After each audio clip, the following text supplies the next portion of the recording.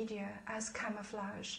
It's kind of like a beast, or like a chameleon that blends in with the background. It takes on the spots or the stripes of its background to appear harmless, so people don't notice it, and they're lulled into a sense of security. And the spots and the stripes of this beast are actually the mainstream media, the ever-shifting patterns that are played before us to give us the impression that nothing is happening. But of course, this beast has claws, and the claws are the many agents working in networks, such as the Freemasons and also Common Purpose, which Brian has discussed. The brain of this beast seems to be the collective decision-making process taking place at meetings such as the Bilderberg meeting and the CFR, Council of Foreign Relationship meetings. And the heart of this beast seems to be dedicated, unfortunately, to Luciferianism or Satanism and occultism, whatever you want to call it, but to darkness and destruction. This is a very ugly creature, and it knows it's very, very ugly. It's a dangerous creature for us, and it knows that it's dangerous for us, and it needs to be able to present itself as harmless, to deceive us in order to capture us because we are its prey. These predators, or this predator, is very adept at disguise, at deceit, at telling lies, to lull us, the victims, into a false sense of security. It has mastered the most sophisticated techniques of propaganda and mind control using the media, and most people, or a lot of people, still haven't quite noticed it. This beast can best be characterized by what Nietzsche called a willed power, an instinct, an appetite, a desire for more, ever more, control, power, kicks, whatever. And these appetites set the goal, and then the will to power and rational calculations are activated to remove the obstacles to that goal. The act of removing the obstacles bit by bit actually gives these people, I believe, the feeling that they're alive. They become aware of themselves when they're busy thinking and calculating how they can get more control over us, you know. And I think this really is a beast we're dealing with, and it's kind of like the dragon we used to read about in fairy tales.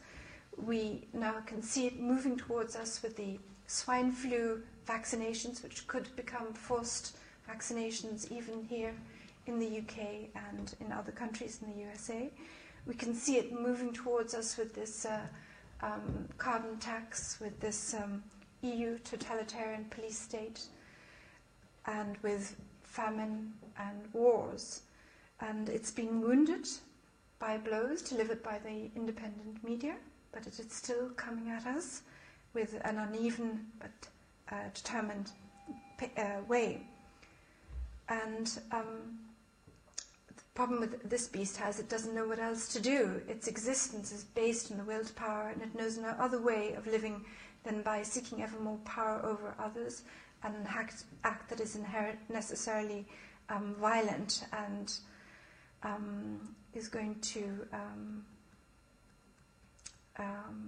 result in our deaths, basically. And just like in the fairy tales of old, I think the time has come for us to go out there and slay that dragon. I don't think we can wait that much longer. Time, I think, is running out for us. With the Lisbon Treaty coming into force at the beginning of December, with the vaccination programs continuing, albeit at a very slow rate, much slower than they hoped, with the carbon taxes and the Copenhagen Treaty about to destroy our economies, I don't think we have years or even 2 years. I think we have a very short window of opportunity of maybe months to stop this. And I think to stop this, we're going to have to cultivate the old-fashioned virtues of the hero in the fairy tale. We're just going to have to get up on our horses, get out our swords, and go up to the beast, confront it, and simply slay it. Now, the act of killing this beast need not require actual physical weapons, but it will require us to be determined and to use our intelligence. This beast lives and breathes the oxygen of deceit, and we have to deprive it of that oxygen by spreading facts, evidence, and truth. This is an information war. Information is related to knowledge, and this revolution is in fact a knowledge revolution. It will be one if the circle of knowledge is expanded, and it will be one if every one of us expands our circle of knowledge. And if we spread that knowledge to other people, our understanding of the world at the moment is in inverse proportion to our consumption of the mainstream media. And the collection of reports that appear in the mainstream media are just there to create an artificial public consensus that suits the purposes of the beast. And the alternative media is not necessarily much better, just as the right-left political paradigm in the political or in politics is a false paradigm. The mainstream alternative media is also, to some extent, a false paradigm. What we really need to seek is the independent media, which offers objective facts and solid information. It's up to us then to use our judgment and decide, what do we believe in? What do we think is the truth? How do we, what do we believe is going on in our world? What is shaping our lives? And what are we going to do about it? And nobody can take that responsibility from each one of us. And the more knowledge we have, the more skills we have in reasoning and thinking, the better we'll be able to cope in this information war.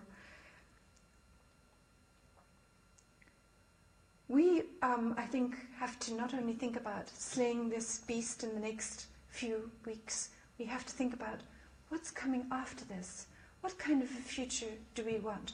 What kind of a society do we want to live in, and how are we going to achieve it? What are the practical, concrete steps that we're going to undertake to make this society a reality? We've all heard about revolutions turning into bloody, violent affairs in history as they've been hijacked by the very forces that we thought we had ejected from power. This must not be allowed to happen again. And the only guarantee for it not happening again is if every single person says, from now on, I'm not going to give my responsibility to elected officials or even to experts. I'm going to participate in the political process myself.